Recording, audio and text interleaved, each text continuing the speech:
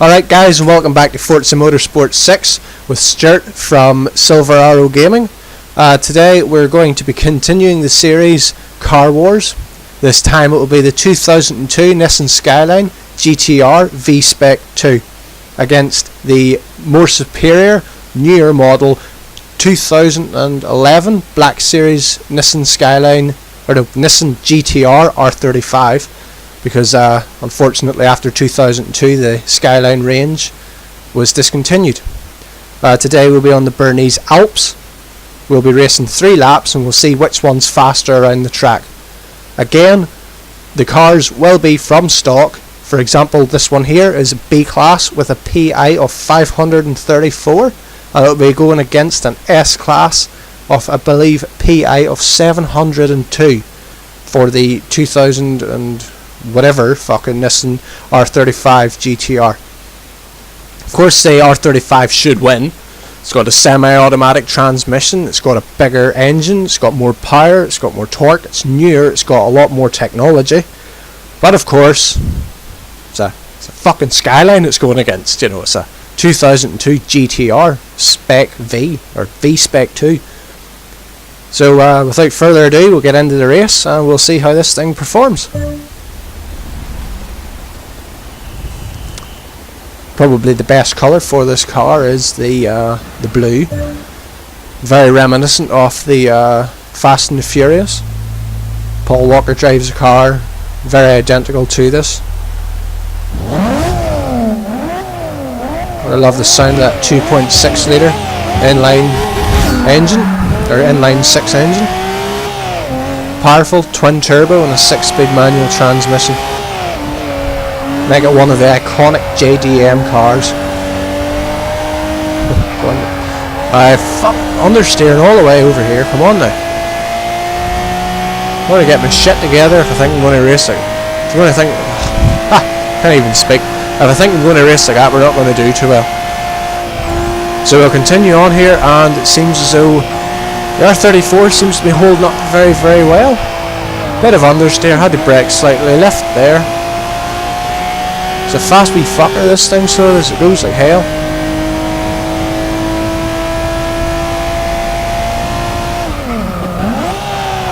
And that was completely and utterly my fault. Drive like a moron, I'm going to crash like a moron, but whatever. Hopefully we don't destroy this icon. With 3 laps, at least I have a couple of laps to mess up. Hopefully I'll be able to get one good lap in at least. Do this car some justice.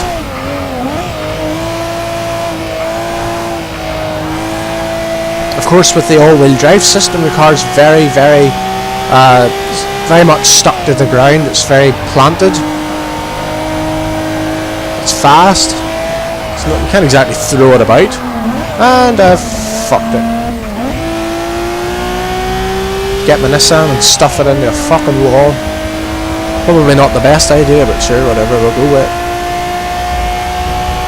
I believe you can rewind in the free play mode, but I'll try and keep the rewinds to a minimum. You probably want to watch the cars go forward and not backwards. This corner can sometimes catch you out if you maybe come onto it too fast. You'll end up stuffing your 30,000–40,000 pound car into a wall. Definitely not advised. First lap posting a 2:12. Car seems very planted. A lot of understeer, but yeah, whatever. Probably just going to be one of them cars that just understeer out the ass, but we'll get on with it. Have to lift through this corner, get the front end pulled in.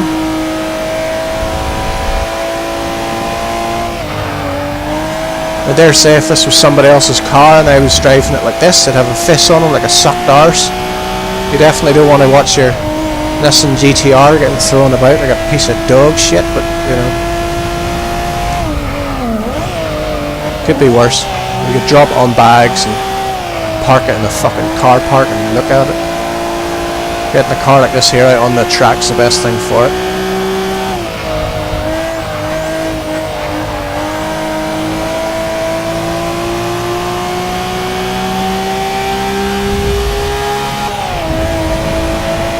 Definitely feels good. At least we have something nice to look at. It's a very nice interior, it's well laid out.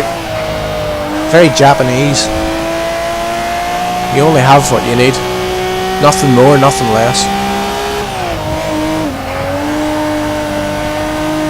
Love to see what this thing's like with a rear wheel drive conversion. Stick about 800 horsepower in it and put the fucker down sideways, you know. Maybe a wee bit of reverse entry or something.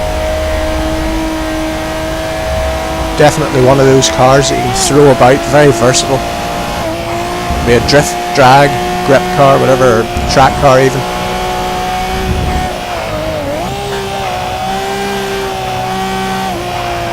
And the one thing about the 2.6 litre RB26, very, very strong, versatile engine. Get 600 or 700 horsepower out of it easily. Destroy Lamborghinis and Ferraris for days. That is, of course, if you don't put it into a ditch, but we'll pretend that, you know, that wouldn't happen. Again, understeer right up the yazoo, but sure, we'll get over that. Still a perfect turn. It's an easy car, you can correct at mid-corner. This makes it easy for anyone to drive. Even if you are a complete mongrel, you know, just throw it about. Go in their corner too fast, jump on the fucking brakes. Of course, with a controller you can only do so much, and of course the steering wheel and pedals will be a lot more efficient, and you'll be able to control the car a lot more easily. You'll be able to have a lot more control over how much throttle, how much braking you do.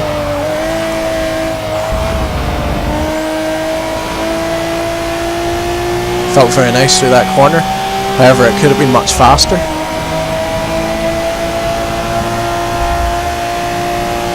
Probably one of the worst corners in this game. All that area and they confine you to this wee bit.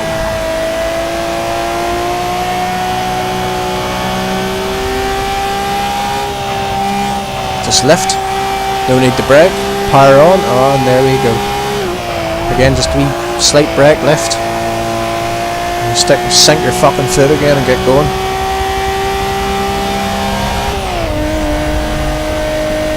One of the nicest sounding cars, whenever them turbos spill up, the bullshit ends and the car gets going.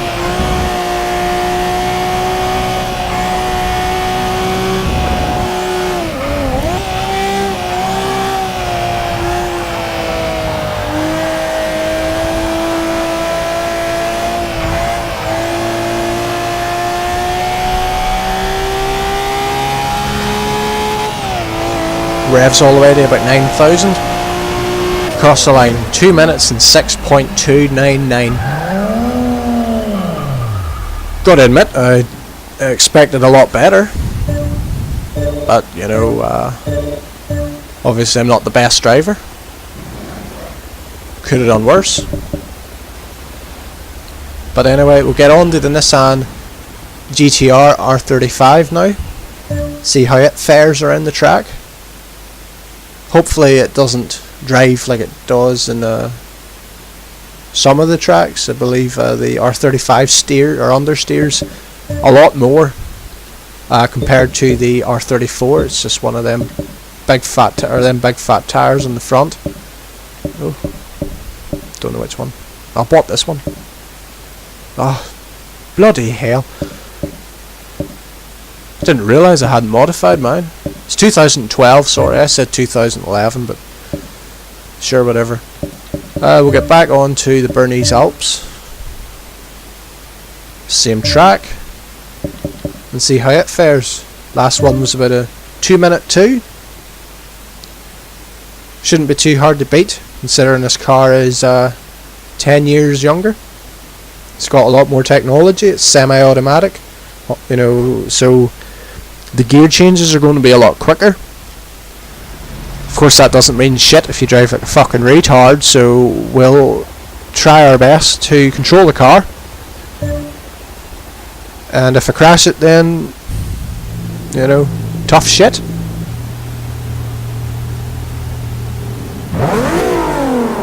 Oh, that sounds excellent. 3.8 litre V6 twin turbos. Oh, it fucking goes, she does. Level all the way to about 8,000 RPM. That wee boost gauge in the centre. Ah, this fucker understeers too. But can't slightly understeer or just deal with it, and an all-wheel drive system is probably one of the best tools in the game. You can launch quick, you can get out of the corners quick. Most of the time your braking will be much more efficient. Of course, an all-wheel drive system will be much, much heavier than a rear-wheel drive or front-wheel drive equivalent. But what sort of fucking pussy drives a front-wheel drive car? You know. And, yep, understeered away out. That was my own fault. Driving like a tit, but sure, we'll get over that. Just pretend that one didn't happen, and understeered again.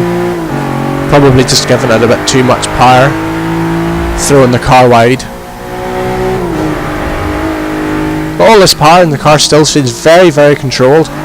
Gear changes are precise, quick. Just point and shoot, so we lift. Sight braking, kick down a gear, and rev her all the way out to 8. Oh, this one again. Worst corner in the game. Kind of catches you off guard. It looks as though you can go a lot quicker through there, but unfortunately you cannot. Coming up into the...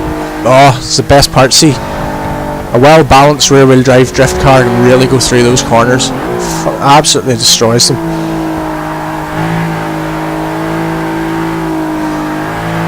And the interior in this car, so well laid out. You've got everything in the middle. You've got your wee touch, well, I'm assuming touch screen, or your wee information screen.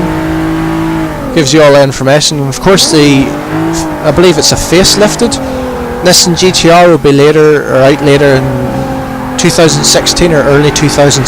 I haven't heard much about it in terms of if there's increased power, or if they're using the same powertrain or the same engine and transmission. Hopefully they go for maybe a 7-speed dual clutch transmission,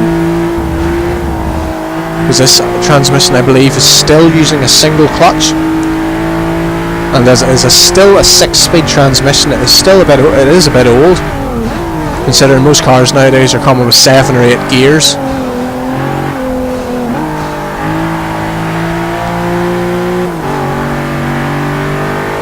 Even, I believe the Ford Raptor for 2017 will come with 10 gears, or 10 forward gears, which is completely pointless, but it sounds good when you go to buy the car. Probably won't use half of them.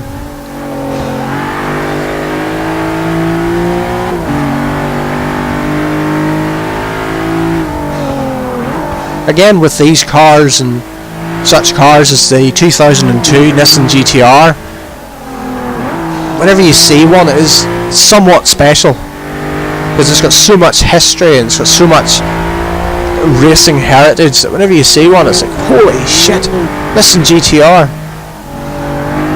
They're special cars. They're half the price of a Ferrari, but they absolutely kick the Ferrari's arse, which is great to see. Such cars as the Sylvia, the Skyline, 300 ZX, all great platforms, all great engines. I've actually set this up for 4 laps. Bollocks. Ah well. 159.161. We're 3 seconds faster. And I've understeered wide again. That's a perfect turn apparently.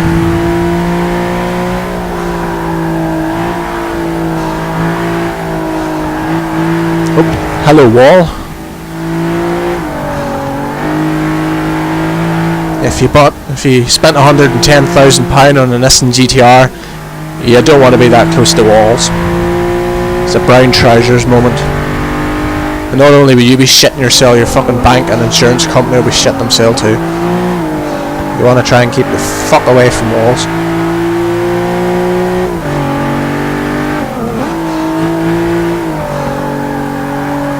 Of course, we will end it here. We'll do the 4th lap, yeah. See how it goes. But I believe that, yeah, I believe I've maybe hit my limit of expertise. Not exactly the best at this, I just enjoy it.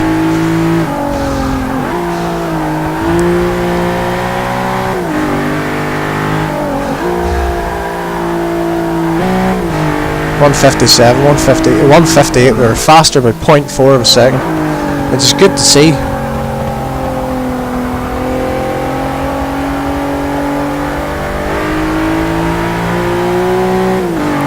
Woohoo! Starting to get the feel for this car. Of course, if you shove 1,000 horsepower into it, it's a bit more of a challenge, and you can have some fun races in it. Drag races especially. Stick on the thickest tyres possible, some drag compounds, and go out and fucking destroy. Now remember, this was my drag car of choice for both Forza Motorsport 4 and Forza Motorsport 5. Generally because it was such a versatile car, all-wheel drive, so it got off the line like the hammers of hell. I would usually go to a top speed of over 200 miles per hour easily.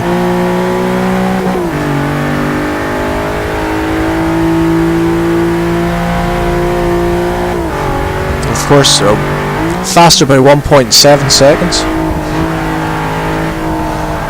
Oh.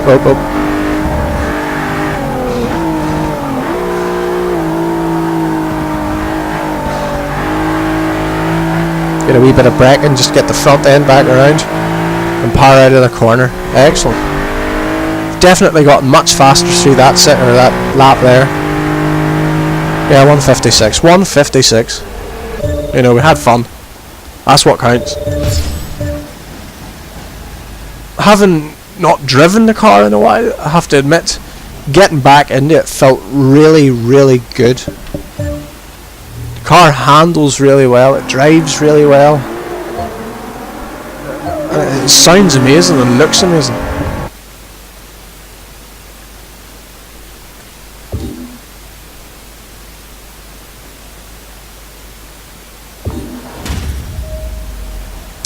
But going by the results, it would appear as though the 2002 the 2002 Nissan Skyline GTR R34 was destroyed by the newer, more modern and ultimately faster 2012 Nissan GTR R35.